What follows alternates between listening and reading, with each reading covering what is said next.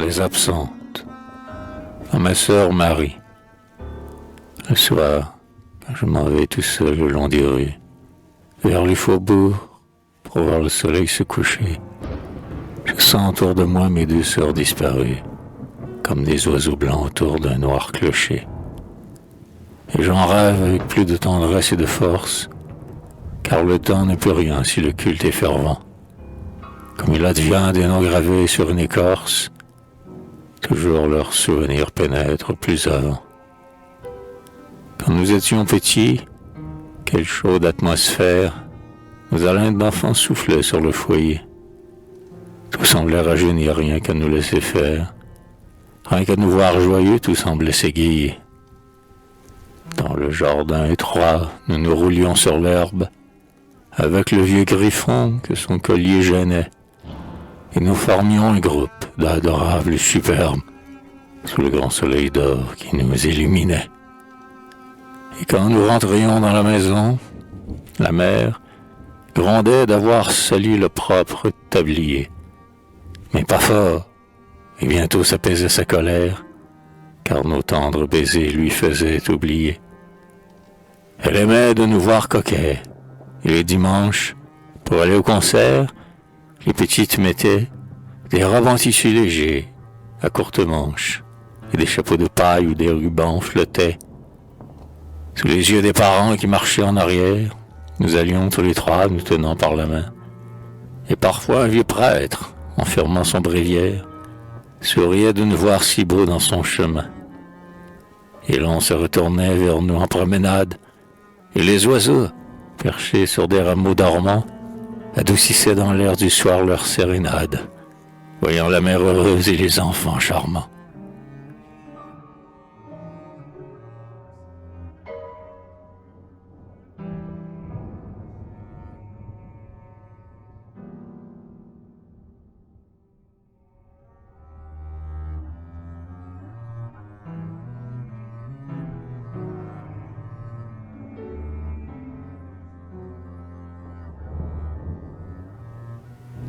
Elle avait grandi belle, rieuse, fraîche, sous leurs longs cheveux blonds flottant comme un drapeau, et sur leurs joues en fleurs telles qu'un duvet de pêche, un sang rose et vermeil frémissait sous la peau. Dans leurs grands cols brodés et leurs fines guipures, comme en un cadre étroit, leur profil aminci se détachait, pareil à ces têtes si pures, qu'aimait dans ses tableaux Léonard de Vinci. Tout riait, tout chantait, tout s'ouvrait devant elle, et déjà leurs parents rêvaient du jour béni, où dans le chaste élan des amours immortels, elles s'envoleraient aussi pour faire leur nid. Un soudain, la pâleur horrible des phthisiques, comme un masque de chaux se posa sur leur front, et leurs doigts ivoirins cessèrent leur musique, car les oiseaux fuient l'arbre au bruit des bûcherons. Je me rappelle tout, les douleurs successives, et les déchirements nocturnes de la toux, et les tristes regards qu'elle jetait, pensive, à travers les carreaux sur le ciel clair et doux.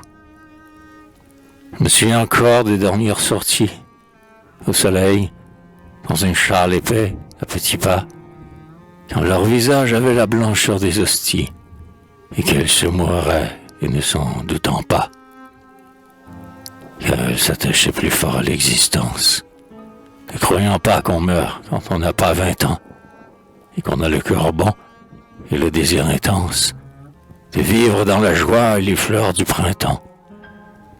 Je me rappelle aussi les suprêmes journées, le sang rouge craché sur la neige des draps, et derrière le lit, les deux sœurs inclinées, qui leur tenaient la tête et se parlaient tout bas.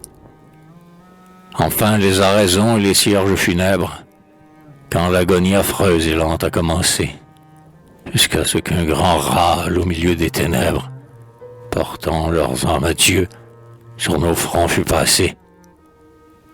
Puis on les étendit dans de fraîches toilettes, au milieu d'un salon qu'une lampe étoilait. On entoura leur front de pâle violette, et l'on mit dans leurs mains un petit chapelet. C'était si désolant cette exquise parure, de blanches fiancées au fond du salon noir, que nous mettions notre œil au trou de la serrure, n'osant pas pénétrer, mais voulant les revoir.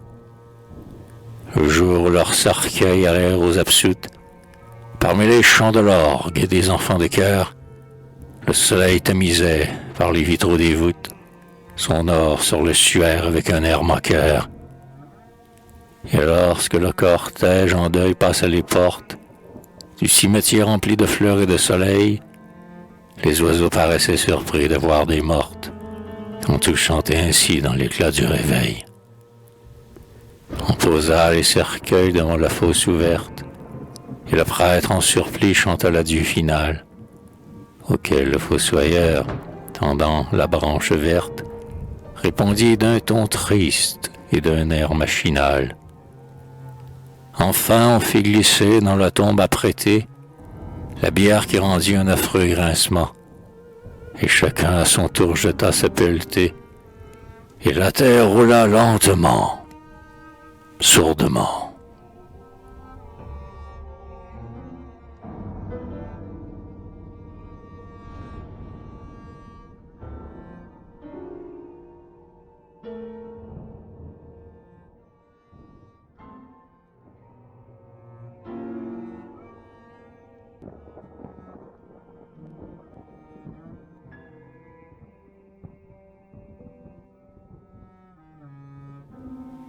Mon Dieu, c'était pourtant une chose inutile. Prendre ces deux enfants leur petit foyer. À quoi peut-il servir que le champ soit fertile, lorsqu'un seul coup de vent doit tout y balayer? C'était bien peu pour vous le laisser vivre et croître. Et si vous désiriez les voir à vos genoux, vous aviez le couvent et vous aviez le cloître, qui nous les conservait en les prenant pour vous. Car c'est triste de mourir aux portes de la vie, qui s'ouvre ainsi qu'un temple immense et parfumé, où la mort sur sa croix comme un dieu vous convie, et tomber sur le seuil sans même avoir aimé. C'est triste de s'endormir dans les mélancolies d'un matin qui promet de si doux lendemains, et s'éloigner du bord comme des ophélies, en n'ayant que des fleurs de printemps dans les mains. Mais c'est plus triste encore abandonner la mer, glacée avant la mort et vieille avant le temps, qui caressait déjà cette folle chimère, de rajeunir avec ses filles de 20 ans.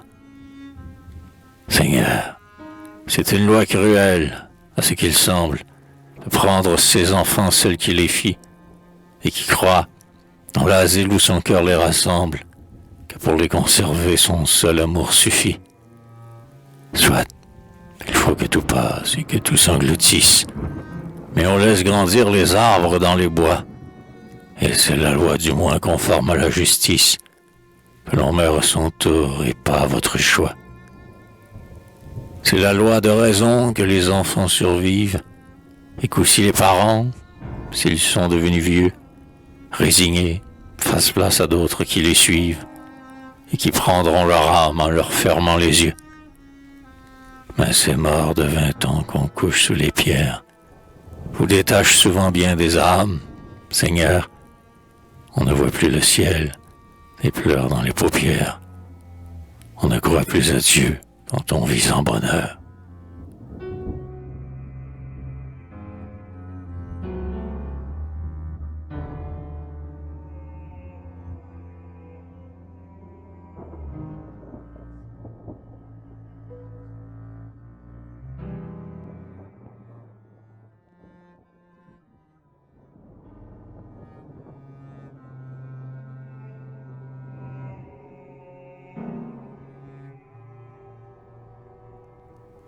Seigneur, que vous importe, il faut que l'homme souffre et se trempe le cœur à se désespérer, car si lugubre et si profond que soit le gouffre, votre impassible front vient encore s'y mirer.